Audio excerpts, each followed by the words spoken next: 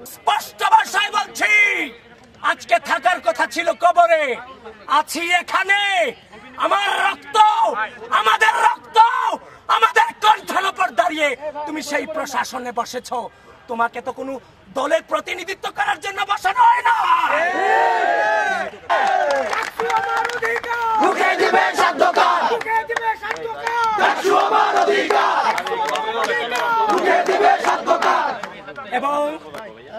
এবং এই বিশ্ববিদ্যালয় প্রশাসন এই রিটের পক্ষে যে আইনজীবী নিযুক্ত করেছে সে হচ্ছে শিশির বণিক। বিশ্ববিদ্যালয় প্রশাসন আপনারা তামাশা করেন ঢাকা বিশ্ববিদ্যালয়ের স্টুডেন্টদের সাথে। আপনি একই ক্রাইটেরিয়াতে তাদেরকে বাদ দিলেন, তাকে রেখে আপনি যে ফাঁক ফোকর রেখেছেন সেই ফাঁক ফোকরের সুযোগ আজকে বিভিন্ন জন, বিভিন্ন অপশক্তি, বিভিন্ন পরাজশক্তি বিভিন্ন ভাবে নিচ্ছে।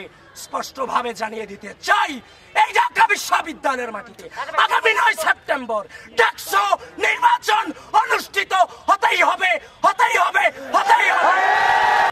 ঢাকা বিশ্ববিদ্যালয়ের মাটিতে আগামী 9 সেপ্টেম্বর ডাকসু নির্বাচন হতে হবে হবে।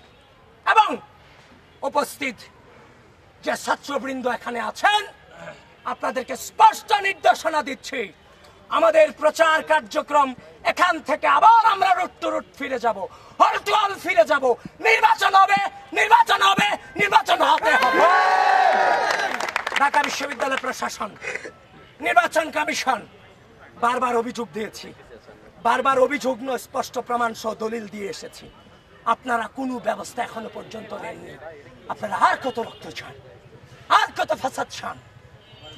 আপনাদেরকে থামতে হবে, থেমে যান।